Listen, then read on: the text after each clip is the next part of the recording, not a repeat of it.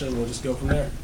All right, my question is this. On Formerly Known, you had a lot, well, not a lot, but you had some underground with New York sound, what some people call that. But some people view that sound as like dead now. What is your thoughts on that? Or like it's like played out, or why do you still use it? I'm from New York. It's embedded in me. And yeah, I mean, music just rotates. And so East Coast is going to be the new sound coming up again. Southern stuff is going to die away. It's just going to keep rotating.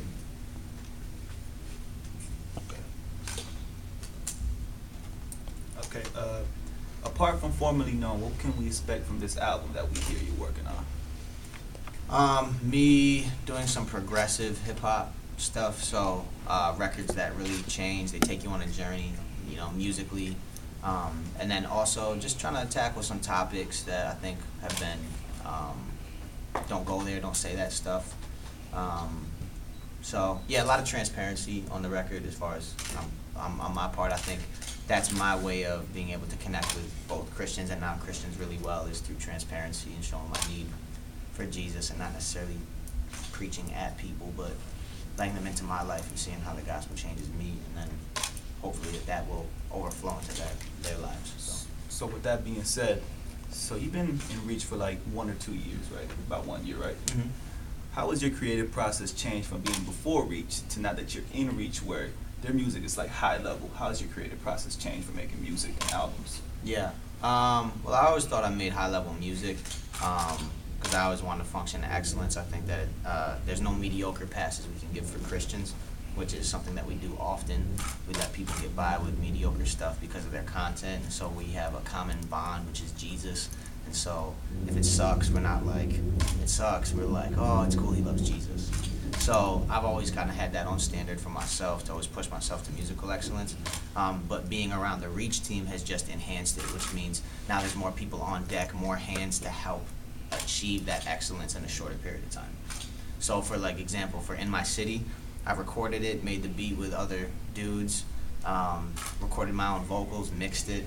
I did everything, but it took me 2 months. You know what I'm saying? Now you can get that same quality in 2 weeks because more people are hands-on, more resources, you know?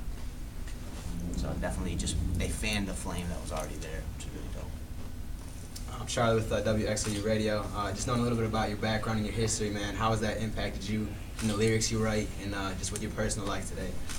Your testimony. Yeah, man, like, all of our pasts affect our present and future in a tremendous way. So I think, I mean, if you're referencing, you know, single parent home. Yeah, you know what I'm saying? Because I personally grew up in one too. Sure. So. Yeah, man, that shapes a whole bunch. It shapes the way that what you think about God. Mm-hmm. You know, your earthly father will give you a perspective on what you think about a heavenly father.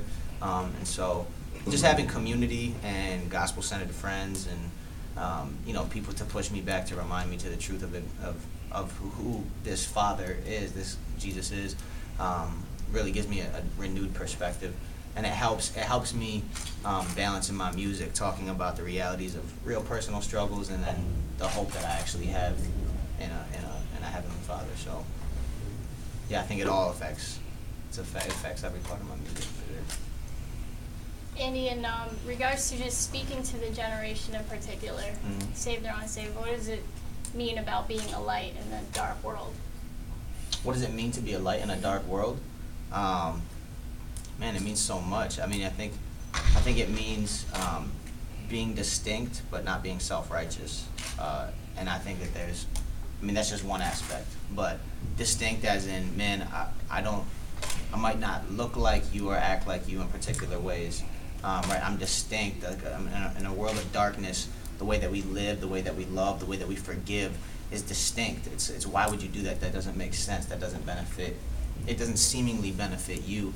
But at the same time, knowing that even though we're distinct, we want to offer a hand of grace, not a fist of self-righteousness to other people, to say, man, I've been transformed. This is why I look different.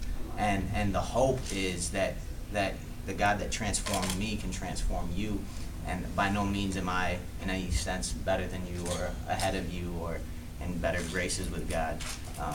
Does that make some sense? Like being a distinct individual by the way we live, but also saying that distinctiveness comes from God transforming our hearts, not from us being great people. What can you tell the young people that are trying to be next Christian rappers or writers, or young people that want to serve the Lord in music? Yeah. What is something encouraging that you can tell them? Yeah, man. Have fun. Build a community and a team around you, and be faithful to Jesus. You know what I'm saying? Try to fight the idol of finding worth or value in the music or the wide acceptance that you receive from people. Yeah, and I think so many people, I've run into so many people who are like, I want to be signed to Reach Records, sign me, then I'll have significance, you know, like then I'll be really put on. And it's so mind-boggling to me to think like why people run up to us and just say, hey man, if you put me on, then I can finally do something. And they forget that they have their own resources, and they can start their own movements, and they can rally their own group of people and cast vision and be their own leaders, you know what I'm saying? And they don't need anyone to just put them on necessarily, you know what I'm saying? Like before KB got signed to Reach Records, he had His Glory Alone, and that was a group of young dudes in Florida who were serving Jesus, making him known, leading Bible studies, rapping. They had their own movements happening, and Reach just saw that and was like, wow, that's dope, let's help fan that flame. Before they signed me, they saw me with God Belongs in My City and the prayer walks and different things happening, and me leading, you know, where I was at. And they said, man, that's dope stuff. So I think if you wanna be a great rapper, artist, singer, you know, build up a team and create movements and impact people's lives outside the music. And I think that'll speak loud for the independent artists now, as most independent artists do. They all have their own movements, you know. Wiz Khalifa, Taylor Gang, all these guys, they got their own movements behind what they're doing. All right, thank you. We only got about another minute. Just want to explain briefly just your cartoon concept and your vision behind that. Yeah, Saturday Morning Cartoons, man, was just a 4-week series I did in the month of May 2012 that I took some of the records that really shaped the way that I viewed the world growing up and my favorite hip-hop records, and I wanted to go back and give them new life by taking the music that I love, but adding a new perspective that I've gained since I've grown up from those records.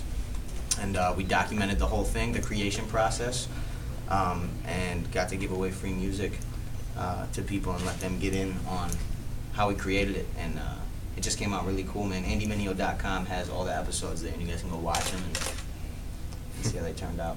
Cool, brother. Thanks a lot for being with us today. Absolutely. God bless you, man. Thank you, Andy. Absolutely, man. From the